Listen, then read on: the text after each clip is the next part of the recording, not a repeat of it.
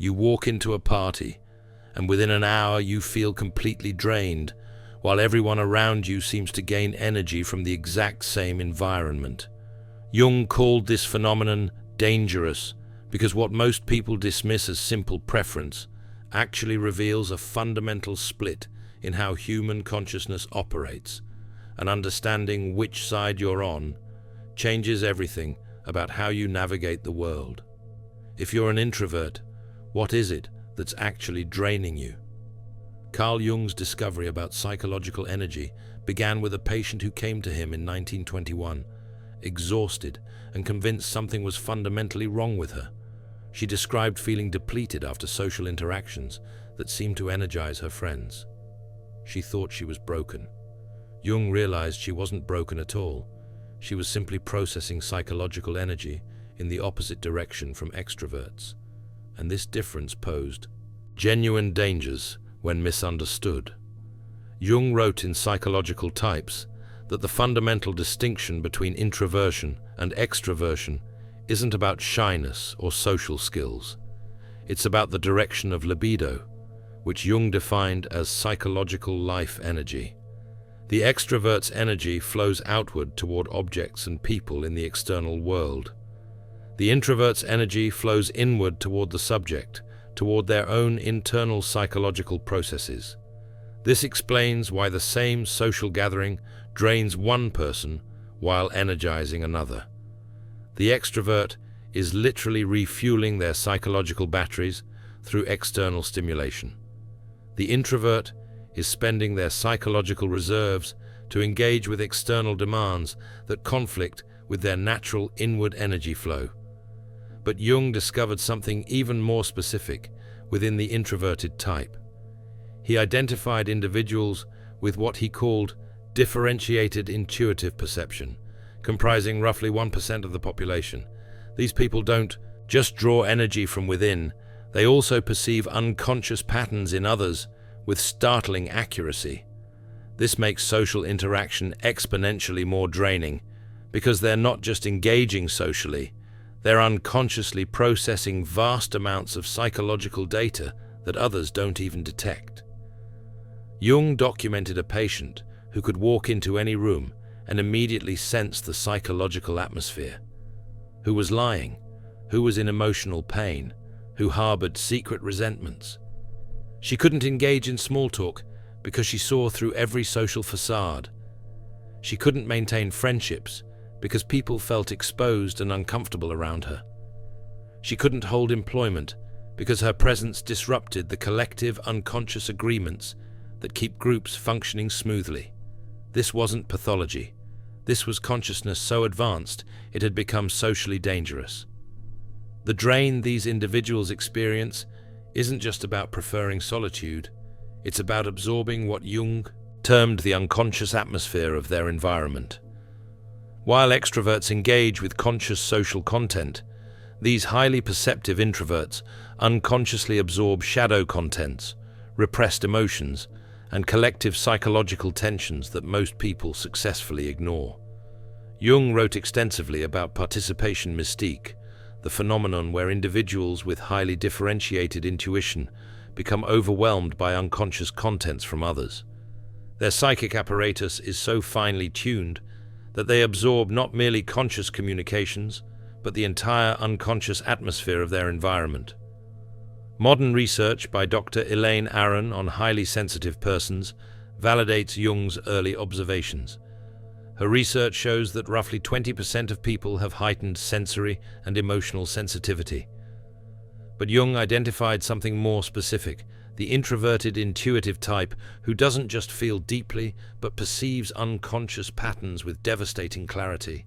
They see the depression behind forced smiles. They sense the desperation beneath confident presentations. They feel the collective shadow that groups unconsciously agree to ignore. This isn't mysticism, it's pattern recognition operating at a level most humans never access. The danger Jung identified wasn't in the perception itself. The danger was in the psychic isolation it creates. When one sees clearly what others cannot or will not see, one becomes a mirror that society cannot bear to look into. This creates what Jung called the problem of the superior function, when your greatest strength becomes your greatest burden because it separates you from collective unconscious participation. Social gatherings become psychological minefields for these individuals. While extroverts are energized by surface-level interactions, and introverts are simply managing their inward-flowing energy, the highly perceptive intuitive type is drowning in unconscious content they're absorbing from everyone in the room. But the drain manifests differently, depending on which auxiliary function combines with the introverted intuitive type. Jung documented 4 distinct patterns, each representing a different way of processing this overwhelming perception. The feeling intuitive doesn't just see what's happening psychologically, they feel it in their own bodies. They absorb others' emotions so completely, they often can't distinguish between their own feelings and those they've unconsciously absorbed. Jung wrote that the feeling intuitive lives in a state of perpetual emotional contagion, experiencing the unlived emotions of everyone in their environment. Social gatherings for this type aren't just draining, they're emotionally overwhelming. They walk into a party, and within minutes, they're carrying the depression of one person, the anxiety of another. Empaths aren't broken, they're alchemists in progress. The alchemist's path gives you drills, Jung-based boundaries, and 3 exclusive chapter videos to turn overwhelm into clarity. By Surreal Mind, 236-page downloadable ebook, in stock. Begin now at thesurrealmind.com. The suppressed rage of a third. They leave feeling emotionally destroyed without understanding why. The thinking intuitive sees psychological patterns and predicts behavioral outcomes with startling accuracy. Jung observed they could forecast relationship failures, career disasters, and personal breakdowns months before they occurred, not through logical analysis, but through unconscious pattern recognition. They possess an uncanny ability to perceive the logical conclusions of unconscious processes that others cannot yet see. At social gatherings, this type becomes mentally exhausted from seeing all the dysfunction, contradictions, and impending disasters that others remain blissfully unaware of. They know that couple is heading for divorce. They see that business partnership will implode. They recognize that person's addiction is spiraling, and they have to smile and make small talk while carrying this knowledge. The sensation intuitive can sense the physical manifestations of psychological states in others. They detect illness before symptoms appeared, sense fatigue before it's acknowledged, feel the bodily tension that indicates emotional distress. Jung wrote that these individuals serve as early warning systems for psychological and physical disease in their environment. At social gatherings, their bodies become overwhelmed with the physical sensations they're picking up from everyone around them. They feel phantom pains, inexplicable fatigue, mysterious tension, all absorbed from the people they're socializing with.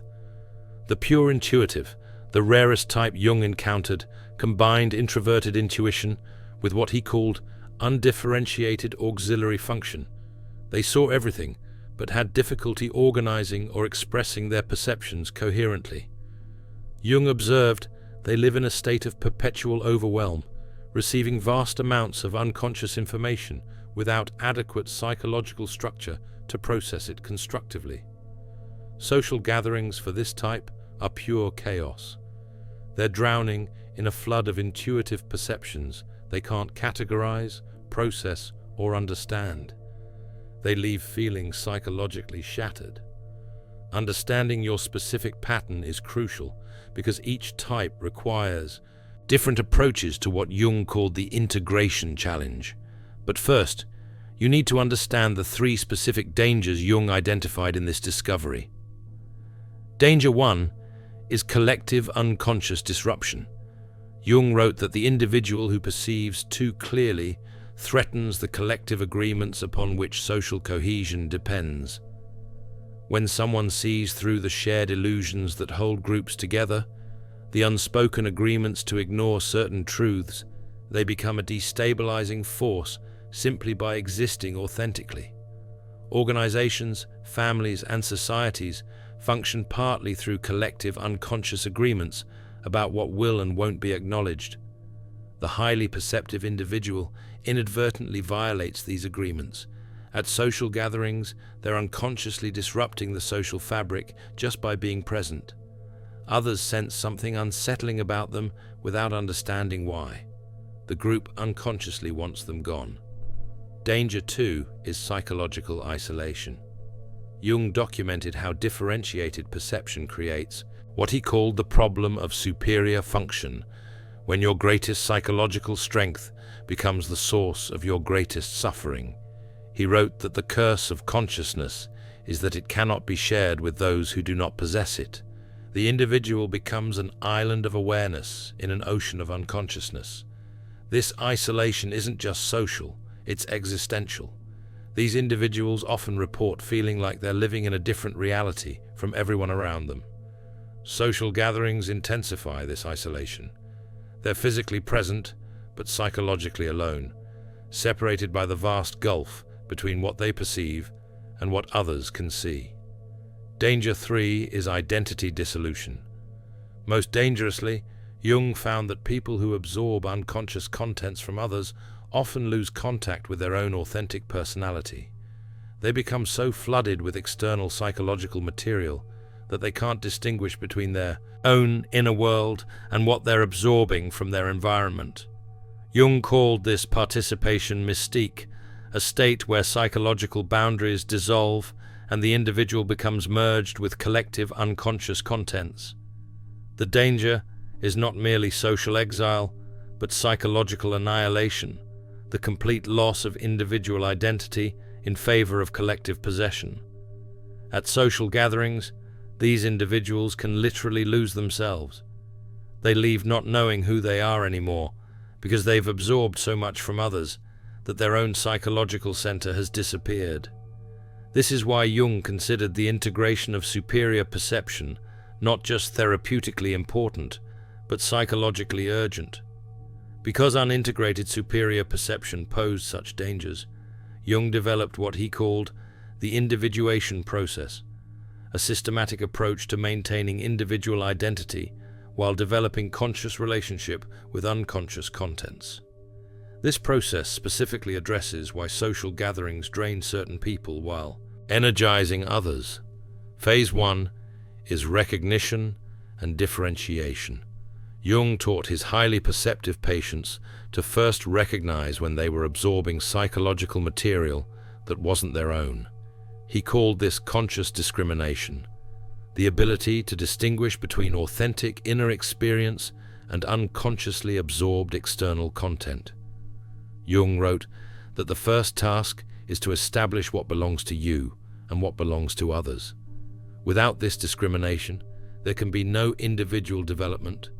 The technique Jung instructed patients to use involves spending time in complete solitude daily, allowing absorbed material to settle so they could recognize their own authentic psychological voice. After social gatherings, these individuals needed hours or even days of solitude, not because they were antisocial, but because they needed to discharge all the psychological content they'd unconsciously absorbed and reconnect with their own center. Phase 2 is shadow integration. Jung discovered that people who see others' shadows clearly often do so because they haven't integrated their own. The more you deny your own capacity for deception, selfishness, or cruelty, the more disturbed you'll be by seeing these qualities in others. Jung wrote that everything that irritates us about others can lead us to an understanding of ourselves, but only if we have the courage to look inward rather than remaining focused outward. Shadow integration means acknowledging that you contain every human quality you observe in others. This doesn't make you a bad person. It makes you a complete person who can see clearly without judgment. When you've integrated your own shadow, social gatherings become less draining because you're no longer unconsciously recoiling from the darkness you perceive in others. You recognize it as part of the full spectrum of human nature that you also contain. Phase 3 is conscious participation. The final phase involves what Jung called conscious participation in the collective unconscious, the ability to engage with others' psychological contents without being overwhelmed or losing your individual identity. Jung wrote that the individuated person can serve as a bridge between conscious and unconscious, helping to make the unconscious conscious in others without sacrificing their own psychological integrity. This requires developing what Jung called psychological containers, the ability to hold others' unconscious contents temporarily while maintaining awareness that they are not your own. With this capacity, social gatherings transform from draining ordeals into opportunities for conscious engagement. You can perceive deeply, feel compassionately, and remain psychologically intact because you know how to create boundaries around what you're perceiving. Jung studied historical figures to understand the difference between successful integration and psychological breakdown. He examined Nietzsche extensively, someone who possessed extraordinary insight into human nature, but never learned to integrate these insights constructively. Jung noted that Nietzsche remained identified with his superior function rather than integrating it into a balanced personality. His isolation and eventual breakdown represented what happens when superior perception remains unintegrated. The individual becomes consumed by what they see rather than transformed by it. In contrast, Jung extensively studied the medieval mystic Meister Eckhart as an example of successfully integrated superior perception. Eckhart possessed what Jung called mystical intuition, the ability to perceive spiritual and psychological realities that others could not access. But unlike Nietzsche, Eckhart channeled his insights into compassionate service. Jung wrote that Eckhart transformed his superior perception into wisdom that could nourish others without overwhelming them. He saw clearly but spoke in ways that invited understanding rather than resistance.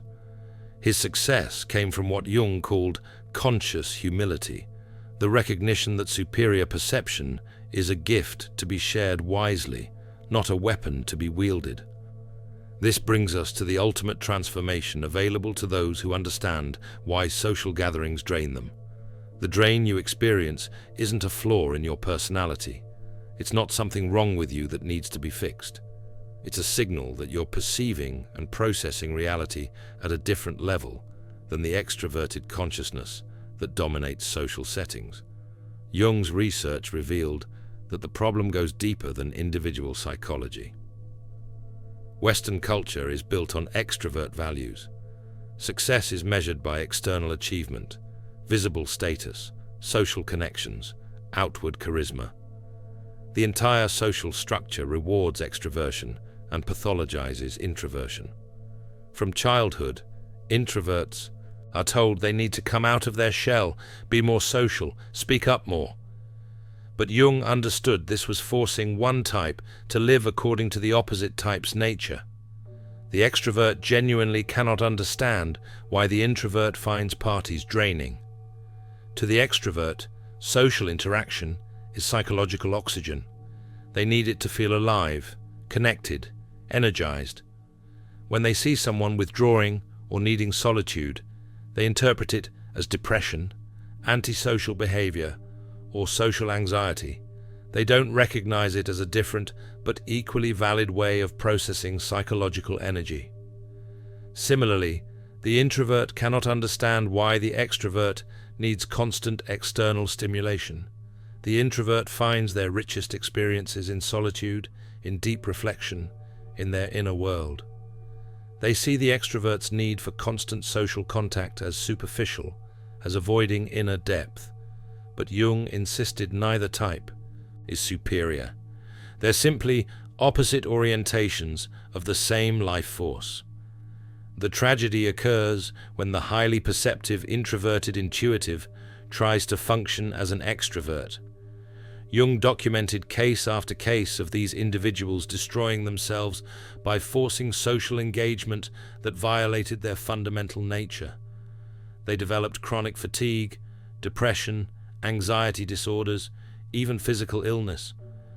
But these weren't random health problems. They were the body's rebellion against living contrary to its psychological design. Jung believed that individuals who successfully integrate superior perception become what he called consciousness pioneers, people whose psychological development precedes collective readiness. You're not drained by social gatherings because you're weak. You're drained because you're processing information that collective consciousness isn't ready to acknowledge yet. But here's what Jung discovered that changes everything. When you finally stop trying to adapt to extrovert standards and instead honor your introverted nature, when you develop conscious relationship with your perceptive abilities instead of being overwhelmed by them, you don't become isolated and useless. You become extraordinarily effective in ways extroverts cannot match. The integrated, introverted intuitive possesses strategic advantages that Jung documented extensively. They read situations with supernatural accuracy. They anticipate problems before they manifest. They understand people at depths that remain completely invisible to others. In professional settings, they become invaluable advisors, strategists, counselors, and leaders. Jung himself embodied this integrated type.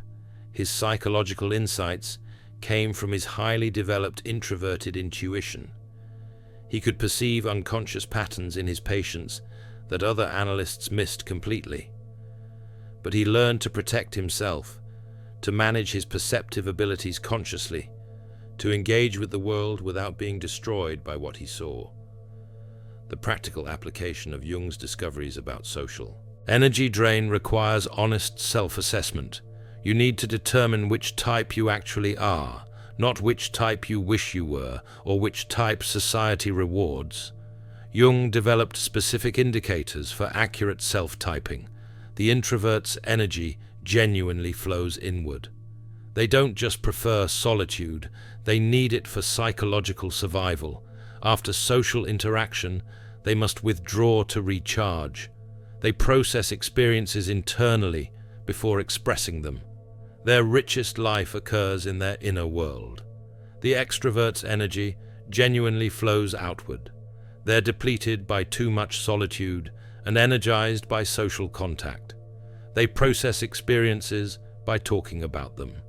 Their richest life occurs in external engagement.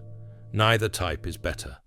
They're different operating systems for human consciousness. But within the introverted type, the intuitive subtype experiences an additional layer of complexity. They're not just managing energy direction, they're managing overwhelming perception. If you're reading this and recognizing yourself in these descriptions, Jung would tell you to stop fighting your nature. Stop forcing yourself into social situations that violate your psychological design. Stop believing something is wrong with you because you experience social gatherings differently from extroverts.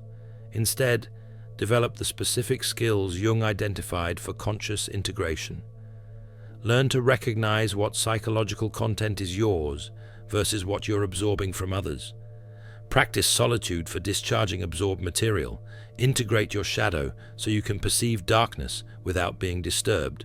Develop psychological containers for holding what you perceive without losing yourself.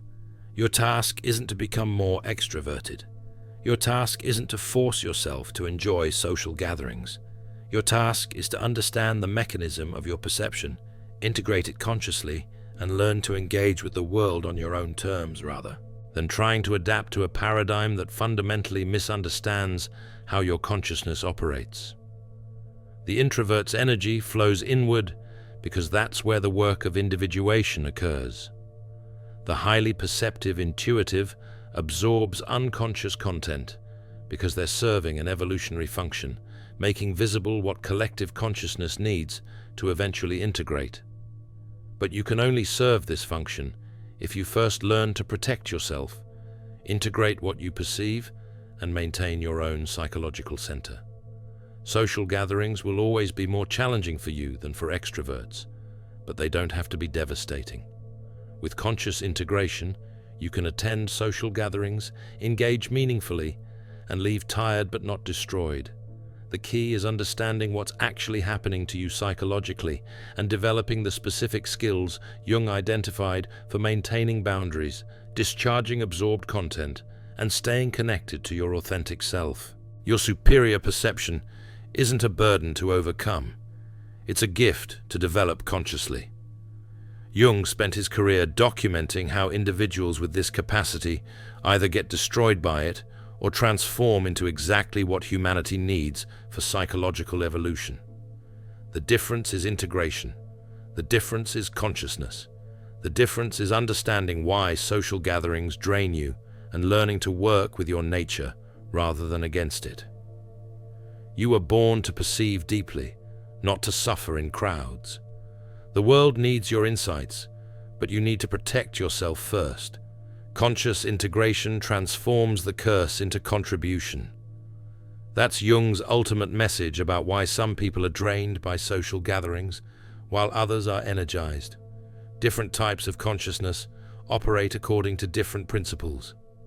Honor your type, develop it consciously, and stop trying to be something you're not. If you recognize yourself in Jung's description of the introverted intuitive type, share in the comments which of the 4 perceptive patterns resonates with you most.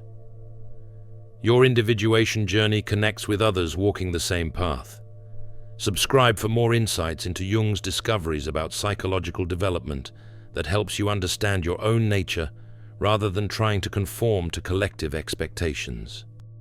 In The Alchemist's Path, perception training for empaths, you'll turn overwhelm into wisdom with practical drills, Jung-inspired boundaries, and step-by-step perception training.